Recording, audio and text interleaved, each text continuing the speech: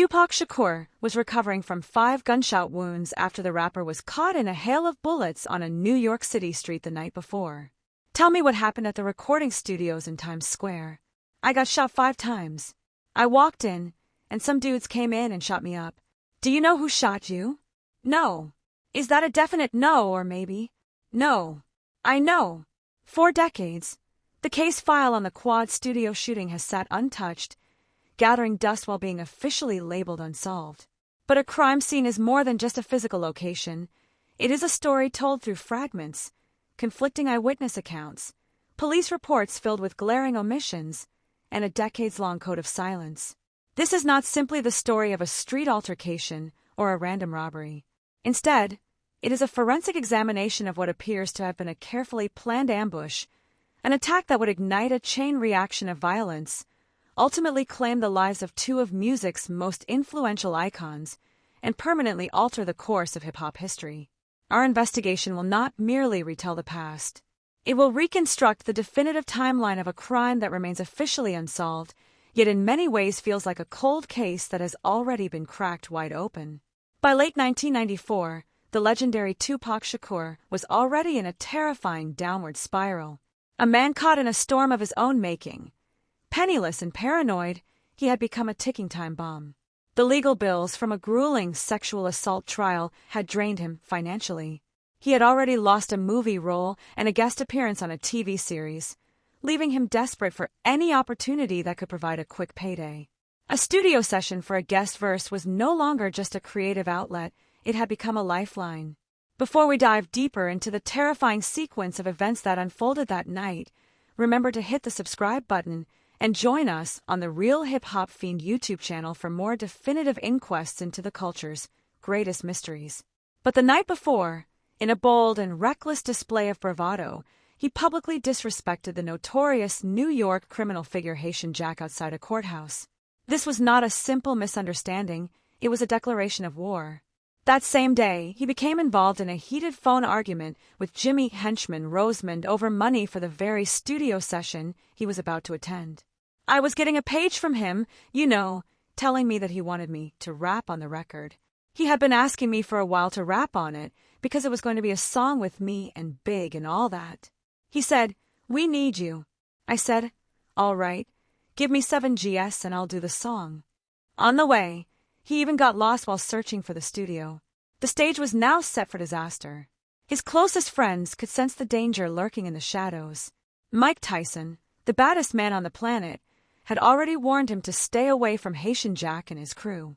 The notorious B.I.G, a man who knew the streets of New York like the back of his hand, had also delivered a chilling warning. Be on point. New York is a little different from Cali. These were not just friendly warnings. They were an ominous chorus of alarm bells, a foreboding soundtrack to the tragic climax that was about to unfold. The rivalry was not born from a single act of violence. Instead, it had been building for years, a pressure cooker fueled by deep cultural friction. Long before the bullets were fired, the New York hip-hop scene, as the birthplace of the genre, saw itself as the undisputed king.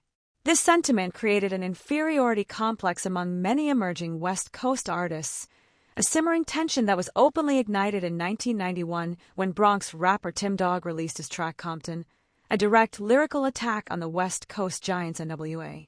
This underlying animosity was now ready to explode with the rise of 2 powerful record labels and their fiercely competitive leaders, Sean Puff Daddy Combs with Bad Boy Records in New York and Marion Suge Knight with Death Row Records in Los Angeles. The shooting was not the beginning of the conflict. Instead, it became the cataclysmic moment that transformed a brewing lyrical rivalry into a deadly war.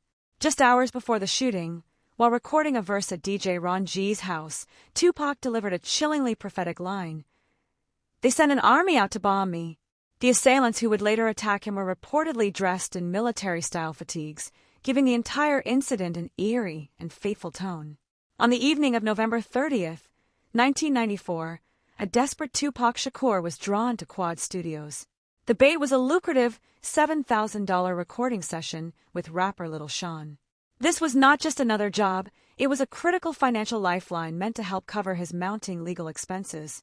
Years later, Little Sean would admit that he felt like nothing more than unwitting bait, a pawn in a much larger and more sinister game. He had been there under pressure, a reluctant participant in a situation he could not escape. As Tupac made his way to the studio, the trap was already being set. Roseman himself, according to Isaac's account, allegedly used a calculated tactic, a fake phone call to Andre Harrell, to deliberately stall Tupac. This was not simply a delay, it was a crucial move designed to give the assailants enough time to position themselves in the lobby. At that exact moment, another key piece fell into place. Lil Cease of Junior MAFIA, unaware of the danger that was about to unfold, spotted Tupac approaching the studio.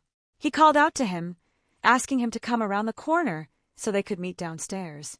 I said, "Yo, come around the corner, because you know how the terrace was at Quad." It was on the side. "It's on 48th Street, you know, on 7th, he said. So I told him, "Yo, come around the corner. Come to the corner, and I'll come downstairs and get you." Lil Cease then went back upstairs to deliver what seemed like an ordinary message, but one that would soon prove to be fatal, to the Notorious B.I.G. Tupac was in the building. The lobby of Quad Recording Studios on November 30th, 1994, was not a place of creativity that night. It became a crucible of betrayal. Upstairs, the architects of a rising musical empire, the Notorious B.I.G. and Sean Puffy Combs, were working on a separate project, completely unaware of the catastrophe about to unfold on the ground floor. As Tupac and his crew arrived, Lil Cease, a member of Junior MAFIA who had spotted Tupac from upstairs, was on his way down to greet him. Their brief, friendly exchange created a moment of calm just before the storm. The moment Tupac entered the lobby, the ambush began. 3 armed men, reportedly dressed in military fatigues, suddenly appeared from the shadows and demanded his jewelry. But Tupac was not someone who would surrender easily. A struggle broke out as he reached for his own weapon. He was pistol-whipped, and then the silence of the studio was shattered by the deafening sound of gunfire. Tupac was shot 5 times. The forensic record of what happened in those moments remains clouded by conflicting accounts. Stretch, who was with Tupac that night, later claimed he heard only 1 gunshot and shockingly suggested that Tupac may have accidentally shot himself in the groin during the struggle. They tried to jack him. Pat got nervous and shot himself. He didn't get shot.